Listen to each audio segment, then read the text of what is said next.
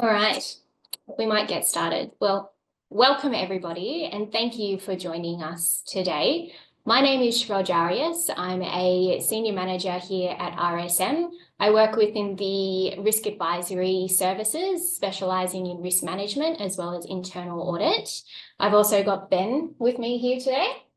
Hi everyone, my name is Ben Ingham. I'm a senior manager at RSM's Melbourne Data and Analytics practice. I specialise in data analytics, data governance, and increasingly artificial intelligence, which I'm excited to be here about today. We are excited to have you guys join today. We know that AI has been a big hot topic for a while now, and this is the first of a series. So keep an eye out for a face-to-face boardroom lunch that will be happening later on in the year as well. RSM is releasing some great content around this particular topic, and we look forward to making sure that the series is useful to our clients and also other stakeholders. But the purpose of today's webinar is to really explore AI in more detail. We'll be looking at what kind of opportunities there are, as well as some of the key risks that are also there, and what the practical mitigation strategies are to think about as organizations really do embark on their AI journeys. So there will be some time for questions at the end of the session. So please feel free to pop your questions into the chat as they do come up, and we'll go through those at the end of the session. Now, Ben, before we jump into the detail, I think a key question on everybody's lips is should we be excited or should we be worried about AI? And you know what? It's a great question. I speak to a lot of people. A lot of people feel a little bit nervous by AI. It's up there with the cost of living in terms of what people sometimes worry about. Also hearing about people being really excited about AI. I mean, they're looking forward to the day that there's robot cleaners in the household, but it's probably somewhere in between. There's still things to play out. But if you're an organisation that might be resource constrained, there are lots of opportunities to automate, to make better decisions, and to enhance your product or service offering, but also to maybe compete in ways that you might not have thought about a few years back. So very exciting from my point of view. There's also risks that we're going to talk about in a moment, but how are you feeling? I think it's one of those most discussed topics that's been around for a while now. I don't think I've been to a board, a executive, or even an audit and risk committee meeting where it hasn't been mentioned by somebody. So I think that AI really does hold great potential for a range of different businesses, and we're starting to hear those success stories come through now. So overall, I'd say I am excited, Ben, but the risk consultant in me really does say that with great opportunity does come risk, and so approach with caution. Now, we have a range of different people on the call today, so let's go back to basics before we jump into detail, Ben. So tell us, what is AI and why is it different to other technologies? And it's a great question. So just for the first one, what is AI? If you boil it down to what it is, there's a lot of different explanations around what artificial intelligence is. It is system software that analyzes data to detect patterns that can exhibit forms of human intelligence. So it's really that those activities which become the building blocks of a lot of the automation, some of the opportunities that we're now exploring. So it has been around for a little bit of time now, at least theoretically, back to the 50s. But in terms of what it's been used for, it does get used in our everyday lives if everyone thinks about it. So fraud detection, spam filtering, recommendation systems, Siri and Alexa, all of those technologies use some form of artificial intelligence. Now, what happened 10 to 15 years ago with these tools and technologies is that they started getting very good at recognizing images, starting to process natural language. And 5 years ago, we've obviously seen the emergence of generative AI, which is everyone is talking about today. That is really good, really super good at generating, interpreting unstructured data sets like text, like images, like video. So all of those things that you can do in ChatGPT, and really the building blocks for these automations that we're exploring now.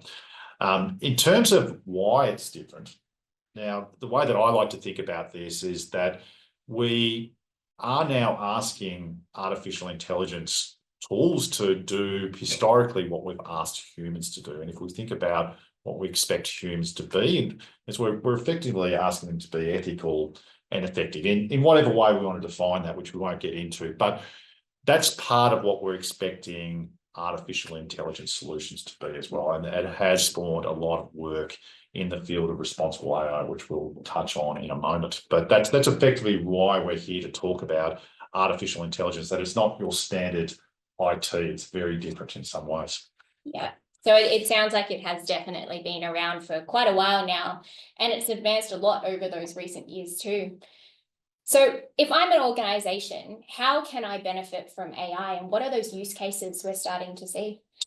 And there's a few parts to this. The first part relates to how you and how your employees are using tools like ChatGPT, tools like Claude, tools like Copilot. What we're seeing is that even though they've been out for 2 years, just over 2 years, 75% of us are using tools to help us with our work. But there is a much smaller cohort, and I'm probably included in this cohort. So about 5% of us are using it for over 75% of their tasks and activities. The people that seem to be getting the most benefit are IT, with tasks like coding, marketing, with content generation. Now, what we can see, and what is important to consider here, is that we can see that the 25% that aren't using generative AI tools will soon start using it. And those that have been using it will increase their usage. It's very important, therefore, to consider training and adoption strategies, being very clear about policy of what's being deemed to be acceptable use. There's this risk that you could be sharing data inappropriately to third-party services. We'll talk about a little bit more about that, but being very clear on that to your employees can help them just to understand what's acceptable, but also to help them get the most out of the tools and technologies. There's also these things that can help organisations embed artificial intelligence into their organisations. So we're talking about automations, we're talking about ways in which they can make better decisions, as well as those enhancements to their product and services. There are tons of examples out in the wild of successful use cases. For example, chatbots. Chatbots are a lot more useful than they were, say, 10 years ago. I was always reluctant to use a chatbot to get assistance. They're much more helpful now and should be really a consideration for anyone's website. AI ordering is something that McDonald's have been trialling, probably to varying degrees of success, but there is a real potential there to enhance the overall customer experience through use of these tools. Knowledge assistance is something that Morgan Stanley have been investing heavily into. If you're an organisation that has a lot of digitized knowledge, you can really take advantage of connecting that to a large language model to help employees do things much more efficiently. And then you have examples like Uber that have been out for a little while. Their business model is around dynamic pricing, and they're using artificial intelligence to support that. There's also research and development, which there's tons of use cases where AI has been able to support those efforts.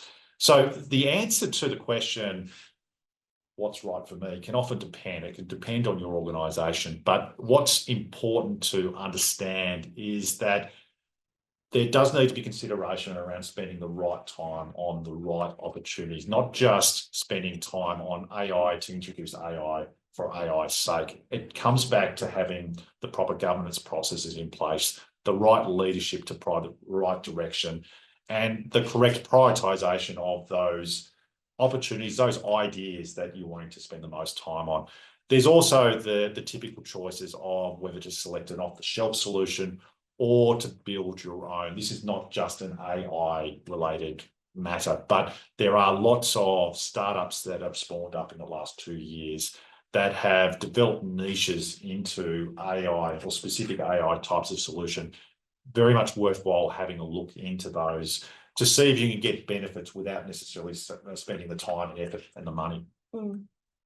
It comes back to one of those recent client examples that we also had, where our client had a large volume of applications that a few people would have to review individually and assess against a certain set of criteria. It was quite a labor-intensive process and involved a lot of thought and resources to be able to do this. They were looking for more efficiency, and our client ended up implementing a AI platform to pre-scan for that basic criteria before a more in-depth analysis was conducted by a person, and then the rest of the process followed their delegation of authority through their decision-making processes. So lots and lots of opportunity around how businesses can use AI in their day-to-day. But like I said before, with opportunity does also come risk. So what are those key risks and how can we mitigate them then? So that's very true. Lots of opportunities to talk about, but also lots of risk. And a lot of the risks that we're going to be talking about aren't necessarily new. They're versions of ones that you may already have a good understanding of.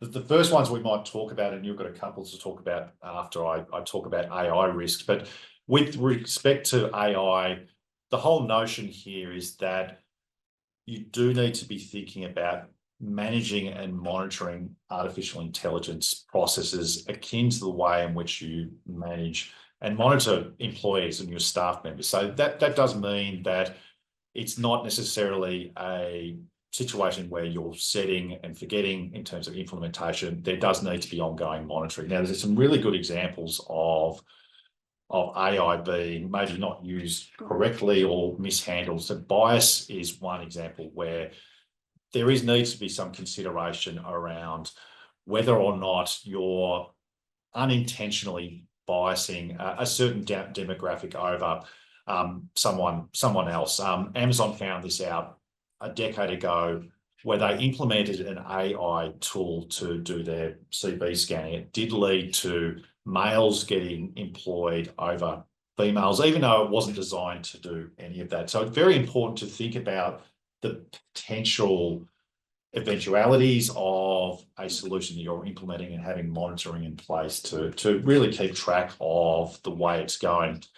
Secondly, model drift. So I'm sure people who've used ChatGPT will understand that it can hallucinate. So it can provide an incorrect response to a question, obviously. With respect to automating using AI, similarly, there is a need to make sure you have the correct monitoring processes in place and a plan B for if something does go off the rails. And thirdly, being aware of unintended consequences. So it is a version, again, of model drift. But if you are trying to design a chatbot, for example, you want to make sure that it's answering the questions that you've designed the chatbot to do. A really extreme example is if you had a chatbot to assist clients or customers and it was somehow advising customers how to build a bomb, which I know is really weird to sort of say, but it does really make the point that having the right guardrails in place for what you're intending your chatbot to do is very, very important. And the right testing and auditing is in place just to prevent those risks from potentially emerging. But you've got a couple more. Really, really important for sure. So in terms of your operational and your business risks, the one that really comes to mind is that over-reliance or overconfidence in AI that your organization may be using. AI should augment human decision-making, but it should not replace it entirely. Placing blind trust in AI models and making irreversible decision-making can actually lead to a lot of financial and reputational damage.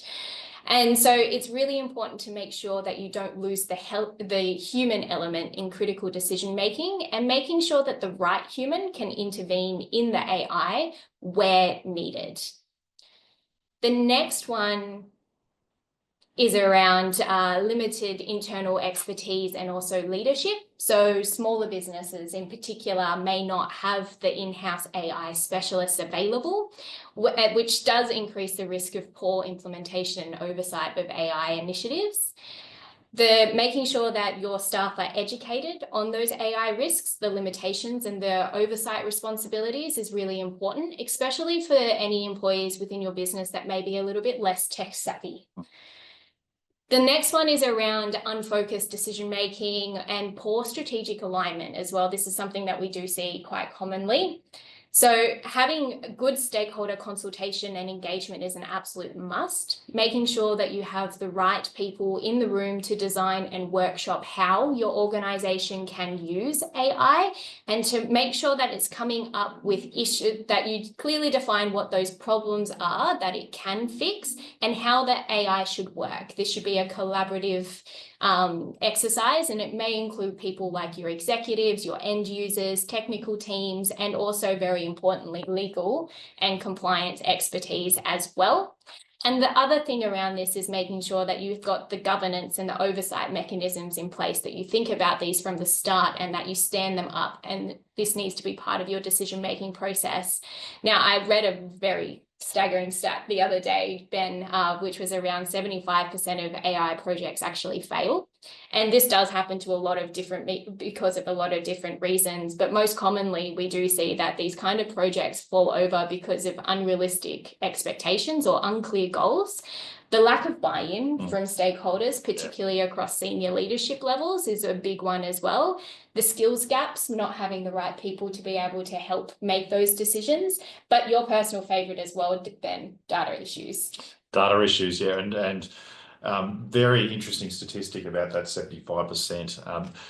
So there's two elements to, I'll say, data issues. There's the probably the cyber and security aspects. So if you are interacting with new solutions or new services to create your artificial intelligence capability, so that could be various ways in which that can take place. Being across, if that's exposing you to any vulnerability from a cyber incident viewpoint, very important to understand up front. Shadow AI usage. So shadow IT has been a thing for quite a while. If your employees are using unsupported or offline solutions, that can obviously create some form of concern. With AI especially, being across what your employees are utilising can help to understand whether you might need to be strengthening some of your policies and expectations around what they should be doing, what they might not need to be doing, but also maybe going to the length of putting in harder measures in place. A good example is, I'm sure people have heard about DeepSeek. It has been cause for some form of concern. If you're unsure about whether or not a solution is fit for your needs, it might be good just to, I guess, to block the site until you have a little bit more comfort that it is safe to be able to be used by your employees. There's also the risk of regulatory breaches.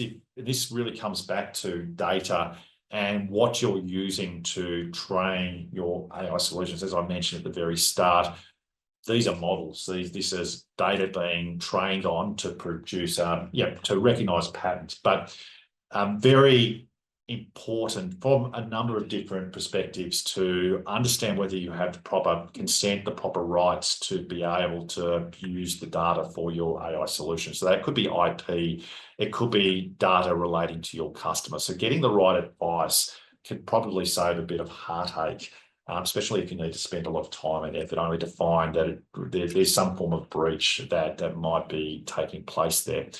And then there's data and data governance. So data governance is a very interesting topic. We speak to a lot of organisations that sometimes struggle to implement a data governance capability. My suggestion has been to think about, if you're in that category, think about pairing your data governance and your AI governance together if you're wanting to establish the proper processes in relation to how you're managing data. It can allow you to take the most advantage if you're developing an artificial intelligence process.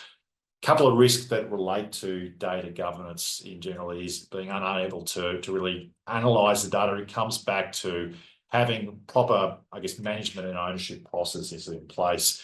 That's one of the first steps that you will be taking in establishing some form of data governance, in that you have defined owners and people who can make calls and decisions and can actually recognise some of the ways which data might be cultivated to allow you to build some of these models that you're thinking about. There's also poor data quality. So having poor data quality can lead to poorer or unoptimal outcomes in relation to the models that you might be building. So again, comes back to having good validation processes in place, good catalogued data, and ownership and responsibilities in relation to how data is being managed. Absolutely. It really does come back to that old chestnut of bad data in, but bad data out. Now, there's a lot of information out there and it's increasing. So where do I start? It's a great question. If you've had a look on the internet for frameworks on how you can manage AI effectively, how you can manage AI responsibly, a lot of frameworks out there. There's one particular framework which we won't go into, but it is the ISO 42001 standard that was released in 2023. The one that we'll talk about here is very similar. So there is a standard the Australian government have released in September last year called the Voluntary AI Safety Standard. It defines 10 guardrails or principles for effective and responsible use for artificial intelligence embedded. It's very practical. It does talk about the mitigation strategies or recommendations that are very similar to the risk that we just spoke about before. But if there's any place to start, it would be these guidelines. The other guidelines out there are very, very similar to this. This here was developed based on this ISO standard that was published 18 months or so ago. So probably if you wanted to start anywhere, I'd suggest starting with the Voluntary AI Safety Standard. Great advice. Thank you. Now, we've covered a lot today in the last 20 minutes or so, but there are some key messages that we would like our attendees to walk away with. So for me, the very first one is around AI is great, but businesses need to avoid AI for AI's sake. Don't use AI because it sounds great. It needs to have a problem to solve. At the end of the day, there is a cost associated with these kind of initiatives. So being clear on this and the resourcing it appropriately is really important. Define what you want to achieve and consider focusing on lower risk projects before you dive into more complex initiatives. And I've got a few to talk about. Treating AI like an employee, like I mentioned before. You have these artificial intelligence functions that can behave somewhat randomly. Being able to think of it as really a ways and means of managing and controlling some of these functions. So putting in the proper management functions, monitoring functions to assess whether it's not only working when you establish a capability, but it's working on an ongoing basis. Very important. Data readiness before AI implementation. Now, a lot of people are thinking that AI can overcome messy data. Somewhat true, but I think that the much more important aspect to focus on is getting your data right to begin with. If you can get your data right, you can get a much better artificial intelligence outcome. It comes back to data ownership and having the proper frameworks in place. And then there's privacy and security, a number of considerations there, but having clear expectations on what acceptable use means from an employee basis on tools like ChatGPT can go a long way to protecting yourself. If that is unsuccessful, there are obviously harder measures available to an organisation to maybe shut down availability of some of the sites that are available. I think there's one more. The final one that we'd really love for you to walk away with is making sure that you set that go and no-go criteria for an AI project adoption. So there needs to be buy-in within the business amongst the senior management and even the board levels around how AI can add value to your business, and ask yourselves how it does actually align to your strategy and where you want to be as an organization. You need to be really clear on what success does look like and really adopt that fail fast but learn faster approach. Now, we at RSM have got access to some really incredible expertise. So how are we supporting our clients in this space at the moment? Yeah, so for those that may not be aware, RSM is a national firm. In fact, it's an international firm, but we have 32 offices here in Australia, over 1,800 professionals. We can support conversations in relation to artificial intelligence in a variety of ways. We have service lines in data and analytics, cybersecurity, internal audit, and consulting, just to name a few. Some of the conversations that we could help to support can help you start your journey in relation to data and AI governance, so putting in place frameworks or strategies to start to develop some of these capabilities that you might be struggling with. AI capability assessments can help you understand what you may be doing good, but maybe some of the gaps that you might want to be focusing on before investing heavily in artificial intelligence. As I mentioned before, because you're interacting with maybe new different types of solutions, being across potential for vulnerabilities is very critical. Also, we have a crack data and analytics team that can produce generative AI prototypes. So we're spending a lot of time on that, some really cool solutions. But also our team is very well versed on machine learning. There is so many decisions that are still made on a gut feel basis, and that decision making can be really improved through the use of developing models with data that you might be sitting on. But you've got a few more. Yeah, drawing back to the example that I mentioned earlier around our client who was looking to achieve those efficiencies using an AI platform. RSM were engaged to assess the approach that they were looking to take to make sure that the risks were managed, that the approach was consistent with existing Victorian government guidance, and to provide any future improvements around how they could use that AI and use it to the best of the ability. So these are kind of things that we definitely offer, and it's a great idea to have an external set of eyes have a look over it before you do roll things out. From an internal audit perspective, it could be as simple as including AI governance within your internal audit plan and looking at what kind of controls you have in place and building in that control effectiveness testing within your internal audit program as well. The final one that I'll mention is around risk assessment. So we can work with you to walk through your thinking and figure out where the risks are. These may be ethical, they may be legal, they may be operational risks, but before you do the AI deployment, making sure that we help you think through what is right to be involved with and what makes sense for your business. In addition, we can help with the thinking around the controls. What kind of controls do you need to implement to be able to do this well?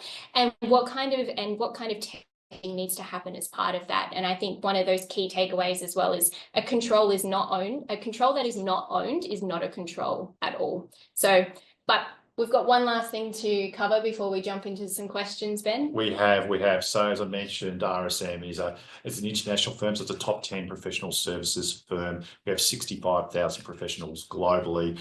And currently we have a global survey to understand usage of generative AI. So looking for what and how you're thinking about generative AI currently, about the opportunities, what you see as the risks and the best practices that you encounter. So please, we'd love you to contribute to this survey. The QR code is on the screen. There's also a link here as well.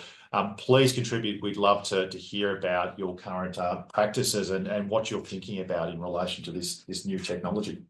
Awesome. Thank you so much. So we'll dive into some of the questions. I can see that there are a few coming through in the chat there as well. One of them was around whether or not this session is being recorded. And yes, it is. We'll be able to provide that recording to you as well. Just send us an email. But one of the other questions that's come through, Ben, is who should be driving AI leadership? And that can depend. It really can depend.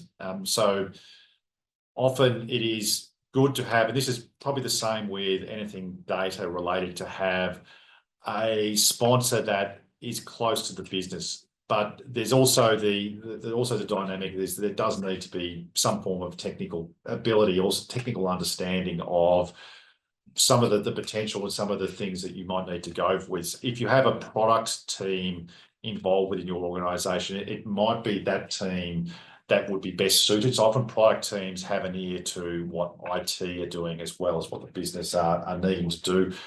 I'd be looking in that direction as to appointing a leader, but it can depend. The point is that you have somebody assigned in that position, and that could help really streamline some of your activities. Awesome. Now, there's another question that has come through where somebody has mentioned it's a good point about linking AI and data governance. Data governance on its own is hard, which is definitely true. How have you found it gets more traction if you tie it into things like AI? And where is that regulatory requirement? And what moves beyond a mostly abstract discipline? Yeah, okay. So there's probably a couple of parts of that. So why is there a benefit? It's probably maybe the first part of it. We see, just in speaking to a lot of organisations, there is a benefit because if you're thinking about setting up a data governance capability, there's often needs to get support around the business to become owners. And often those owners are the ones with the best ideas in relation to things that can be done to data. So cultivating data to make it available to support information and decision making. What I'm finding is that they're the same people. They're effectively the same people. So the people who have the ideas and can drive some of these ideas around the business will have the same, they're going to have ideas in relation to artificial intelligence. So whilst it's all good to separate those functions, if you're resource constrained, I can see that you're really probably overlapping things if you're wanting to do things differently. And it might be just better to call it a data and AI governance function. The second part of it was around regulatory requirements. So this voluntary guardrail, this safety standard, what they're calling it, by its very nature, isn't a hard measure. There are hard measures that are being developed in Europe, and there are some harder regulatory measures that exist that are being considered in relation to high-risk use cases. So if you're actually developing some of the technology, you might need to consider regulations that are going to be very similar to what's in the AI standard. But the point is that there are probably other standards. So there's privacy standards, there's sort of privacy regulations, there's regulations that relate to IP. There are a range of other standards, and I think it's not necessarily just this that you need to be thinking of in relation to AI. It's much broader. Yeah. Yeah, absolutely. It sounds like there's nothing that's super concrete at the moment, but there are definitely some things that you do need to think about. Another question that's come in is around what are some of the examples of AI success for mid-market companies? Finding a lot of success in being able to, like, again, this comes back to the point of trying not to overcomplicate some of the ways in which you could be making most benefit. Lots of good use cases in the handling of unstructured data that you might be already capturing. So complaints data, very good to get insights into some of that information, and which is sometimes difficult. You have to wrangle that information otherwise, but you can really glean a lot of that information from text that might be provided back to you. Also safety information. So if you're capturing safety incidents, or if you're in you're in a manufacturing industry or a mining industry and you're capturing records about safety incidents, being able to mine that information to understand what the safety issue is, it can help you. These tools can help you categorize the information and then help you to, I guess, to analyze the information as if it was a structured data source. So it's effectively allowing you to turn something from text into something that's capable to be analysed within a spreadsheet, which is really great. Yeah. And I think another example as well that we've seen from some of our mid-market companies as well is taking application processes and being able to streamline the analysis of that. So I mentioned earlier one of our clients that was using the AI technology to be able to summarize or to take those applications, the information in there to compare it to the basic criteria that they were looking for so that it would increase the efficiency for their staff. And rather than having somebody go through it line by line, every single application, you were able to cut out one of those steps and streamline, not taking out the human element of it, but definitely helping speed up the process. And that's applicable to any kind of application, I suppose, whether that be a grant, whether that be a planning or anything that does involve that analysis against a criteria. Now, one of the other questions that we've got that has come in is around how is generative AI project implementation different to a standard IT project implementation, Ben?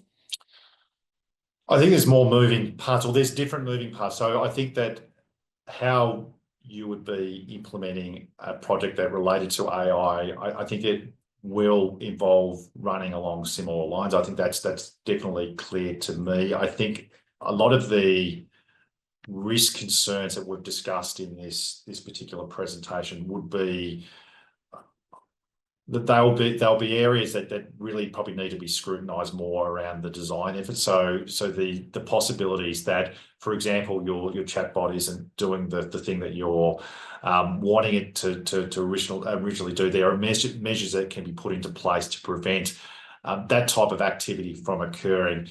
So it comes back to, I guess, putting effort and time into what those risks are up front. I would say that a lot of the implementation activities would run along similar lines, but there is that randomness that is a little bit different, and probably randomness is not the right word, but there are those considerations where AI does act differently to your standard IT. Yeah. One of the other questions that's come through is what type of board reporting are we seeing around a business that uses AI? So I might start off on this one and you can jump in where you like. And based on the boards that I have been to and the audit and risk committees, there's some reporting that is starting to come through, but a lot of it is around the performance piece. So making sure that is the AI projects that you have implemented within your organization, tracking the performance of that and reporting back to make sure there is the return on investment is something that we are seeing that's coming through. Any other ideas from you? I mean, from what I hear, it's getting control over some of the activities and the ideas that people have. There are tons of ideas around how artificial intelligence could be implemented and how an organisation can benefit. It's probably getting a little bit more control over that. So I think that's, again, critical that you have somebody appointed within your organisation that can really think through what people are suggesting and providing some direction around how you need to be spending your time. Yeah, and I think the other one that we're starting to see as well is around, from a risk perspective, making sure that the use of AI and how it will be used within your organization and the emerging risk of it, that's coming through in terms of board reporting too, to make sure that executive and the business areas are thinking about those kind of risks, and they're consulting with their board directors and their audit and risk committee members to make sure that they're part of that conversation and that they can come up with mitigation strategies that are tailored and fit for purpose for their organization. Now, the next question that we also have here is, well, what are those low risk opportunities that businesses are starting with? Is there any low hanging fruit? Yeah, I think it comes back to, I guess, what data sources that you might have. You also the training and adoption pieces of utilising the chat GPT, the generative AI technologies. They're probably some of the benefits that people are getting off the bat. So I hear that IT have had automatic 20% productivity gains from just using those particular tools. So the ability to be able to make benefit in coding, not having to do as much research, getting things started without having to spend a lot of time and effort up front. I mean, there's really important benefits for those groups, and being techies, that they seem to be the ones that gravitate to those particular services. But having some good training and adoption assistance in relation to those tools can help you get some really quick wins. As we sort of mentioned before, there are a lot of groups that are just have their toe in the water in relation to usage. We can see that can only grow, but whatever you can do to support that, I think, will help with regard to productivity gains. Absolutely. And I think if you are looking at how your business can adopt AI, I think one of the key fundamental things that people need to be thinking about is developing a policy for your organizations around the use of AI and setting that expectation and the requirement for your employees so that they understand what they can do and, more importantly, what they can't do, and the limitation of those AI projects and initiatives that you are looking to implement. Now, we haven't got any other questions at this point, so I'm going to wrap this up now, but thank you so much for your time today. We really appreciate you joining us, and please do keep an eye out for the next tranche of this kind of series where we'll be doing a face-to-face boardroom lunch later in the year, where there will be some opportunities to ask some really good questions and hear from some great speakers. Fantastic. Thank you so much. Thank you very much.